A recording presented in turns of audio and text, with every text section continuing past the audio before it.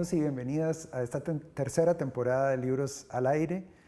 Hoy Rebecca Woodbridge y yo vamos a contar con la participación de un invitado a quien yo personalmente le guardo un gran afecto, una persona que ha sido maestro de muchas generaciones de profesoras y profesoras en la Universidad de Costa Rica.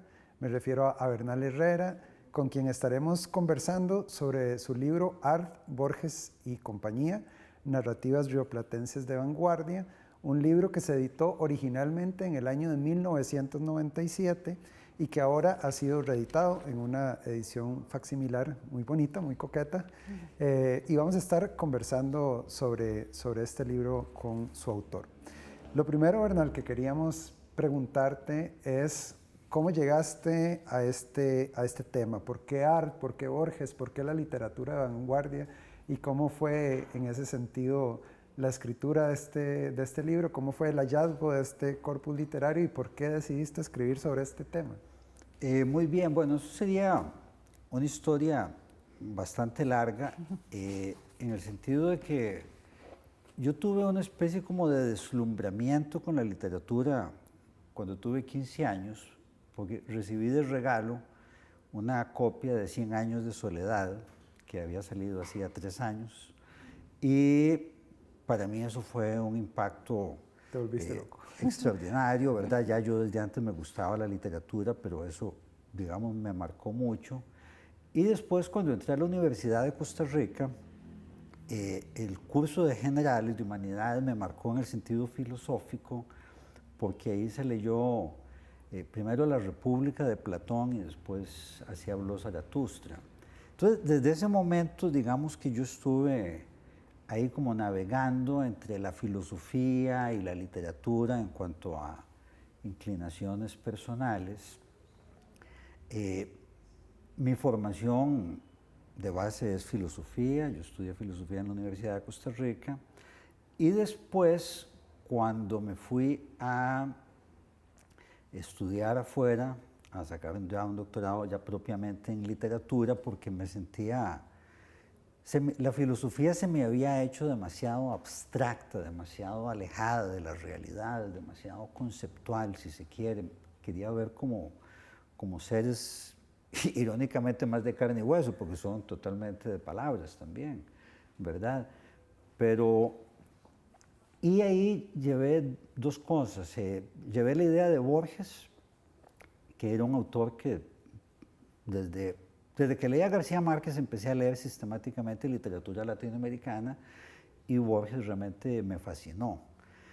Y después todavía recuerdo las circunstancias, no sé cómo me encontré un libro que se llama El juguete rabioso, que es la primera novela de Roberto Arlt.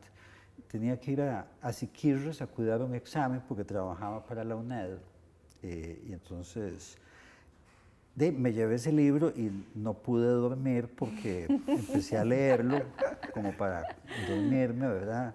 Hacía mucho calor y hasta que no paré. Entonces me di cuenta que Arlt y Borges eran vistos como figuras antagónicas y no sé por qué, a mí se me ocurrió que tal vez no eran tan antagónicas. Ajá. Entonces, digamos que el libro nació de un doble deseo. Nació del deseo que fue el deseo original cuando yo me fui a estudiar literatura, que era estudiar filosóficamente la literatura, y quería también estudiar a estos dos autores, y yo originalmente era una tesis sobre Arlt y sobre Borges, y ya después, escribiéndola, me di cuenta que había toda una constelación de otros autores, de otros textos que tenían un impacto, y ahí fue cuando, por influencia de una profesora, Josefina Ludma, una gran crítica literaria, con quien tuve el privilegio de trabajar y de conocerla personalmente, de trabajar con ella.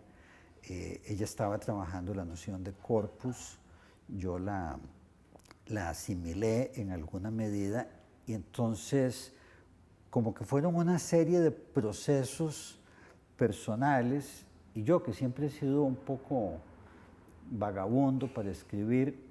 Tenía que escribir la tesis de doctorado, entonces, bueno, digamos que, pero realmente me resultó muy placentero, la verdad que fue un libro que disfruté mucho de escribir, porque además tuvo un impacto muy, muy fuerte en mi trabajo posterior, en temas posteriores.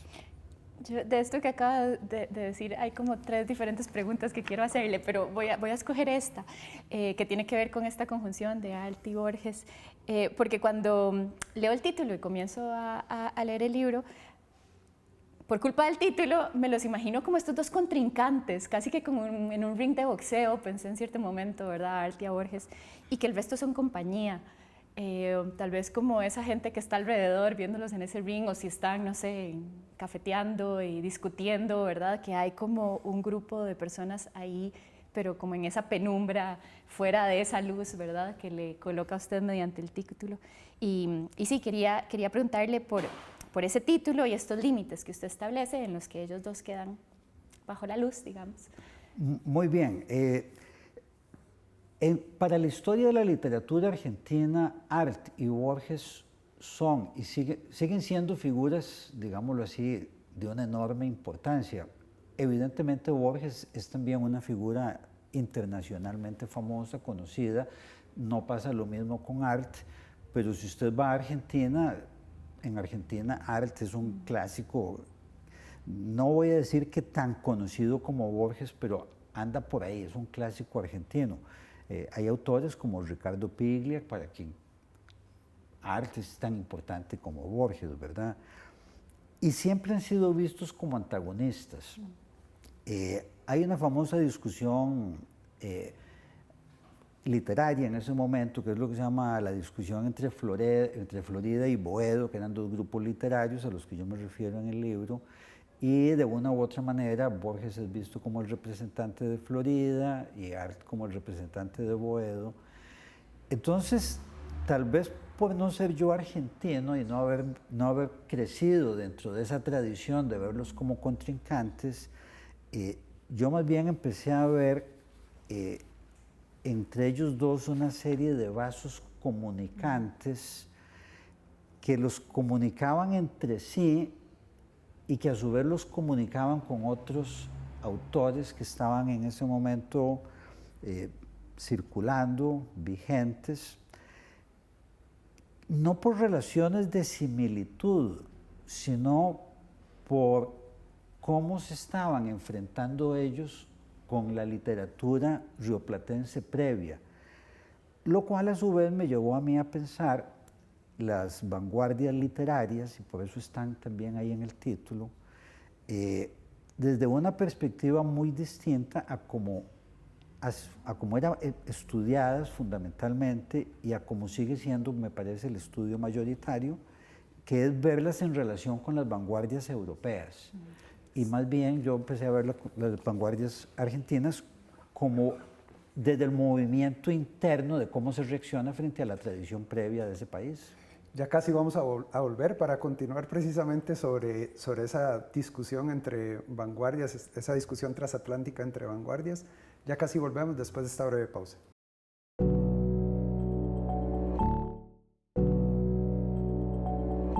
Bienvenidos y bienvenidas de vuelta a esta tercera temporada de Libros al Aire. Estamos conversando hoy con Bernal Herrera sobre su libro Arlt, Borges y compañía.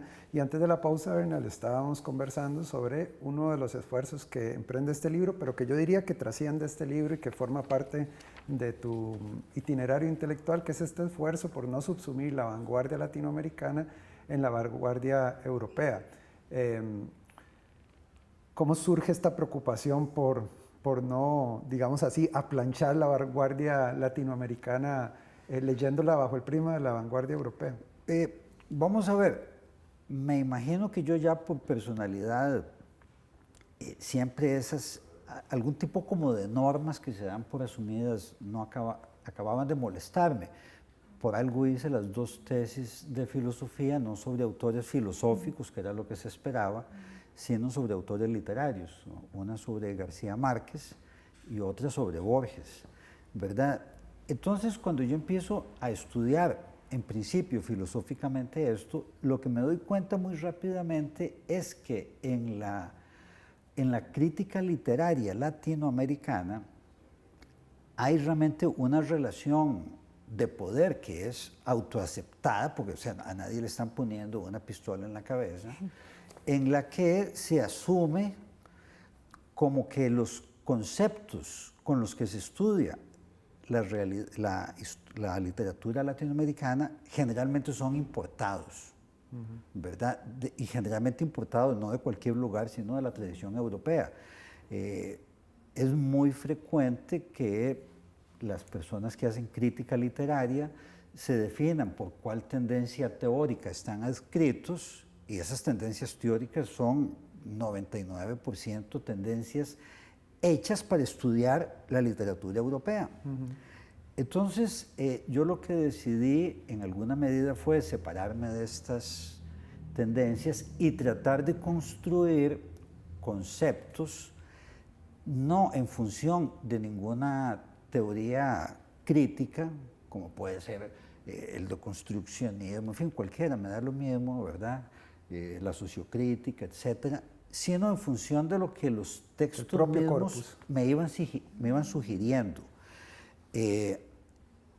Y de paso empecé a observar que esa relación de poder también se expresaba en filosofía, porque a fin de cuentas, cuando digo que había que escribir sobre autores filosóficos, en general se suponía que fueran autores filosóficos europeos. O sea, digamos que hay una relación de lo que hoy en día se llamaría una colonialidad, a donde se asume que el trabajo intelectual, digamos, de producción conceptual ocurre en Europa y después crecientemente en Estados Unidos, y que aquí lo que nosotros hacemos es aplicar eso.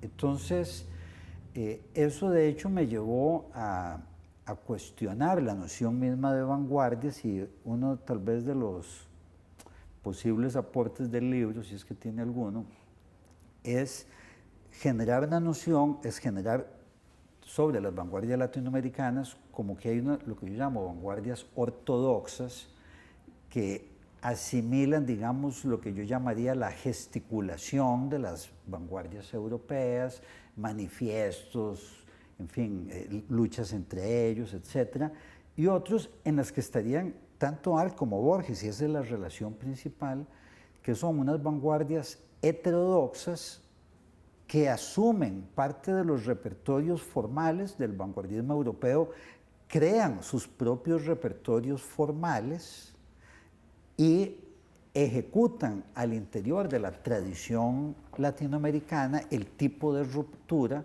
que habían ejecutado las vanguardias europeas dentro de su propia tradición literaria. Y me parece a mí que los autores vanguardistas latinoamericanos más interesantes son los heterodoxos. Pensemos, por ejemplo, en Miguel Ángel Asturias, de quien todo el mundo estudia qué influencia tuvo el surrealismo en él, porque él vivió una gran cantidad de años en Francia, y yo diría, bueno, ¿y por qué no estudiar qué influencia tuvo Asturias en el surrealismo? O sea, siempre estamos asumiendo que las ideas viajan en una sola dirección, y yo realmente las veo como un camino bidireccional, y además, en fin, con un montón ahí como de rutas que se desvían para aquí y para allá. Usted abre ahí la pregunta por la literatura, o me la abrió a mí en su acepción más básica de qué es literatura, ¿verdad? Porque usted muy brevemente la define como el arte de las palabras, pero esa definición concuerda con la que hace la vanguardia que usted está presentando. Y además dice algo como, más o menos como, bueno, tal vez eso podría de pronto parecernos obvio, el que la literatura sea el arte de las palabras, pero creo que es esas cosas que sabemos sin saber qué es lo que sabemos, ¿verdad? Y luego ya ahí usted despliega como algo muy particular que hace la vanguardia, que tiene que ver con esta definición de literatura como arte de las palabras, y quería que exploráramos eso. Es que es interesante, porque la noción de literatura es una noción absoluta y totalmente polisémica. Eso de que se puede perfectamente y legítimamente decir que hay una gran cantidad de literatura médica ya sobre el COVID, ¿verdad? Y ahí literatura es cualquier cosa que esté impresa, que circule.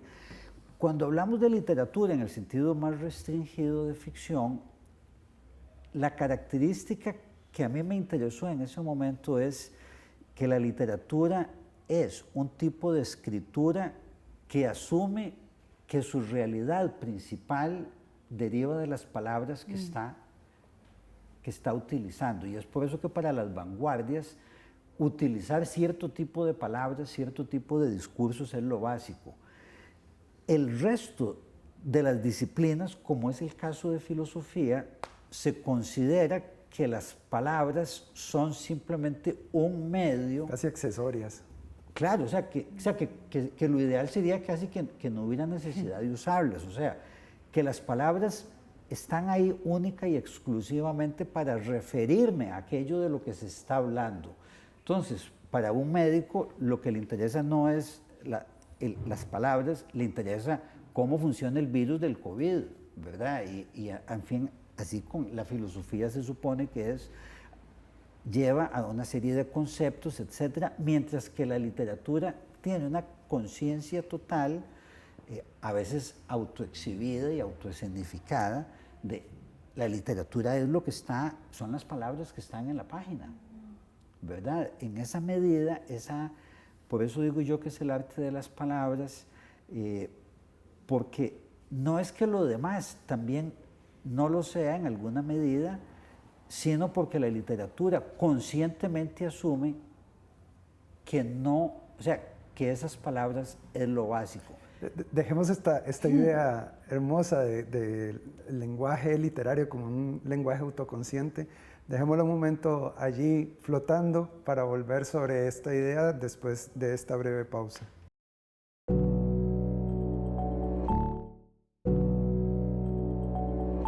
Bienvenidos, bienvenidas de vuelta a Libros al Aire. Estamos conversando con Bernal Herrera sobre su libro Art, Borges y compañía.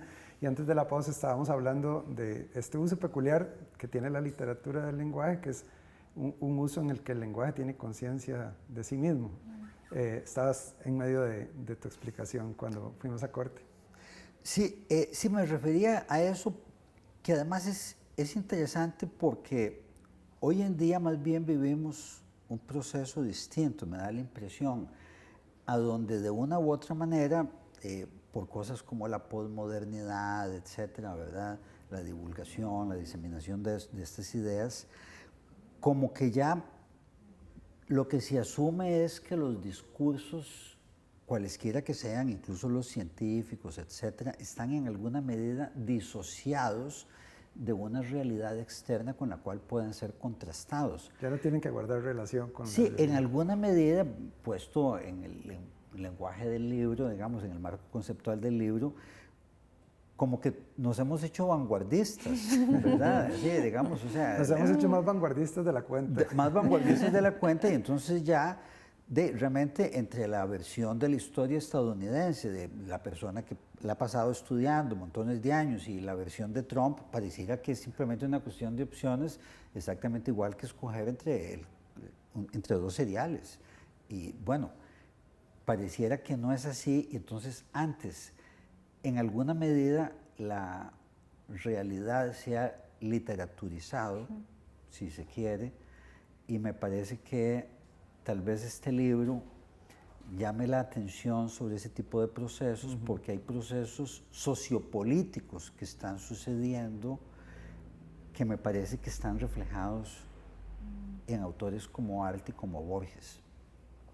Sí, hay una confesión que haces al principio del libro sobre la que a mí me gustaría volver, se ha ido rapidísimo. Lo de last but not least. El episodio. No, me refiero a una declaración que hace Bernal al principio, donde dice que el libro en el fondo fue escrito a partir del placer que le produce la lectura y que aspiraba a que la lectura misma del libro fuese placentera. Y vos nos confesabas también ahora fuera de cámaras que te consideras un hedonista y que seguís disfrutando muchísimo de la lectura. Entonces quería que hablaras un poco sobre esa relación gozosa con la palabra, con la literatura. Sí, vamos a ver, a mí siempre me ha costado disciplinarme, y tal vez es por eso que he cambiado de disciplinas y de temas. Sos un indisciplinado. Yo en el sentido, sí, pensemos que en la academia se habla de la disciplina de esto y la disciplina, ¿verdad? Como algo positivo, ¿verdad? Yo entré a estudiar biología en la Universidad de Costa Rica, hice el primer año de biología, me di cuenta que iba a ser un pésimo biólogo, pero como me gustaba la filosofía, entonces, bueno, estudié filosofía por puro placer, realmente, y después me fui a estudiar literatura porque era lo que quería hacer. El libro me llevó a estudiar la modernidad, porque entonces las vanguardias son vistas como un momento en que se moderniza la literatura en América Latina junto con el modernismo, que su nombre es expresivo. Y a partir de ahí empecé a estudiar la modernidad y eso me llevó al colonialismo y empecé estudiando el siglo XV y el siglo XVI, etcétera, lo cual todo eso ha sido un proceso tremendamente placentero porque he ido estudiando lo que en cada momento he ido queriendo. Hay un precio que he pagado también en el sentido de que para los historiadores no soy un historiador y tienen toda la razón, aunque mis temas de estudio de los últimos 15 años básicamente son de historia. Para los críticos literarios como estudio historia ya no soy del gremio. Para la gente de filosofía, que es mi adscripción y a donde soy profesor emérito de la Escuela de Filosofía, como no me dedico fundamentalmente a estudiar filósofos tampoco, entonces quedé en una tierra de nadie, ¿verdad?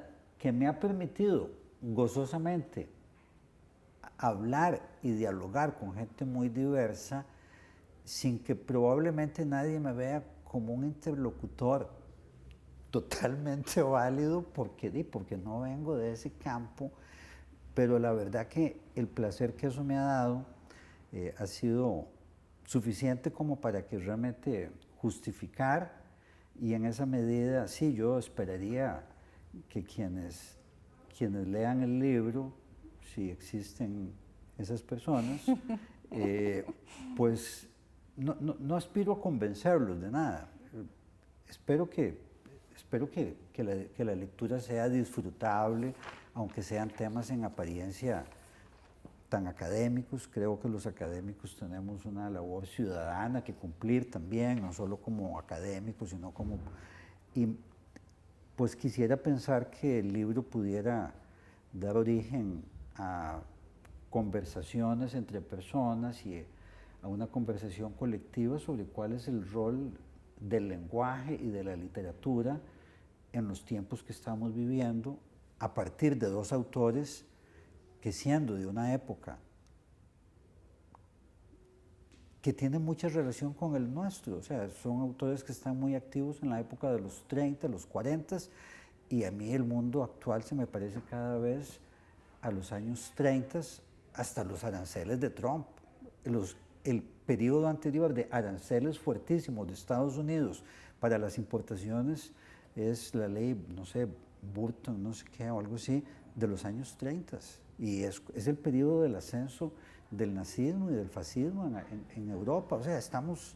Entonces, tal vez lo que el libro dice sobre esa época y sobre qué se consideraba del lenguaje en esa época, me parece que pudiera tener alguna relevancia para el día de hoy.